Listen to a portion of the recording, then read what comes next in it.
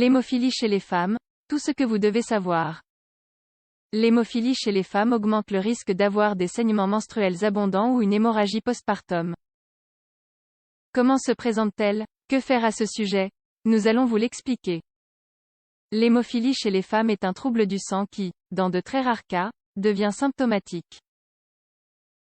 Il s'agit d'une pathologie au cours de laquelle le mécanisme de coagulation du sang se retrouve altéré, ce qui fait que ces personnes sont très sensibles aux hémorragies. Cette maladie est liée au chromosome X. La majorité des femmes en sont donc des porteuses asymptomatiques et les hommes souffrent de la maladie. Dans cet article, nous allons vous expliquer pourquoi elle se produit et quelles sont ses manifestations cliniques. En quoi consiste l'hémophilie chez les femmes? Avant de parler des particularités de l'hémophilie chez les femmes et de l'hérédité, nous allons vous expliquer en quoi consiste cette maladie. Il s'agit d'un trouble génétique qui s'hérite de façon récessive et qui est lié au chromosome X. Dans ce chromosome, on retrouve des gènes qui codifient les facteurs de coagulation, en particulier les 8TIX. Ces derniers sont des protéines qui permettent au sang de se coaguler en cas de lésion et ainsi contrôler l'hémorragie. Dans ce cas, l'un de ces deux facteurs ne se produit pas suffisamment ou bien ne se synthétise pas.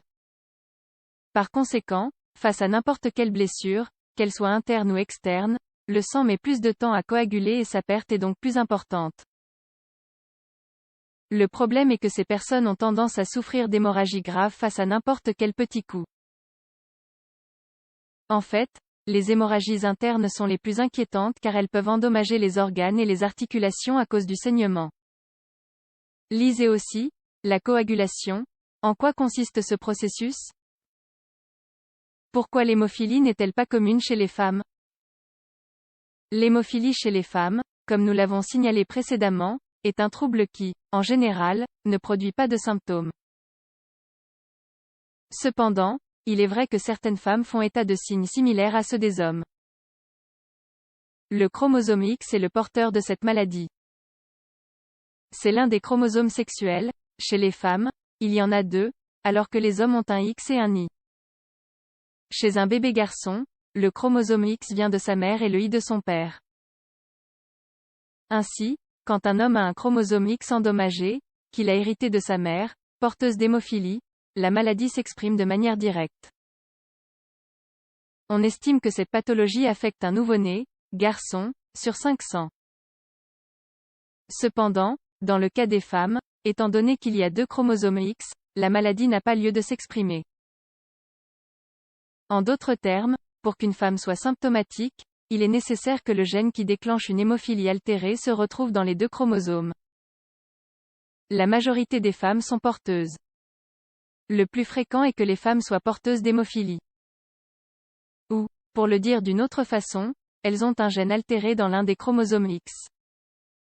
Étant donné que l'autre chromosome est normal, le facteur de coagulation se produit, mais dans une concentration moindre. Par conséquent, les hémorragies sont contrôlées comme chez une personne saine. Le risque apparaît cependant quand la femme souhaite avoir des enfants car le chromosome X endommagé peut alors être transmis. Si cela se produit et si le bébé est un garçon, la maladie s'exprimera. Quelles sont les conséquences de l'hémophilie chez les femmes? Même si l'hémophilie chez les femmes est généralement asymptomatique, il existe des cas où les choses fonctionnent différemment. Très souvent, la maladie s'exprime alors comme chez les hommes car d'autres paramètres influent sur la production du facteur de coagulation. Par exemple, en cas de pathologie hépatique, de grossesse ou de stress, on peut voir une concentration réduite de l'un de ces facteurs de coagulation.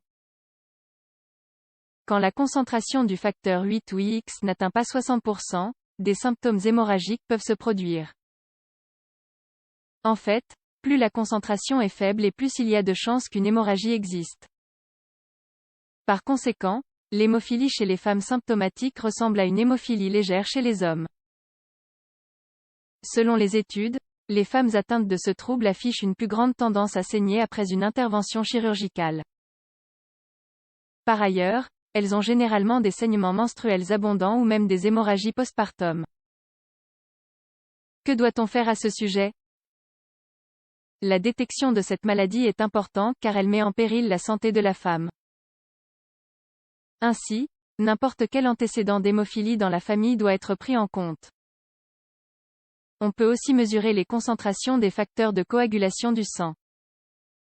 L'idéal est de le faire à l'enfance ou à l'adolescence.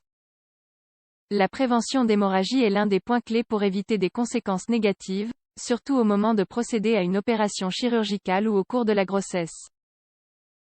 Il est très important de se renseigner à ce sujet.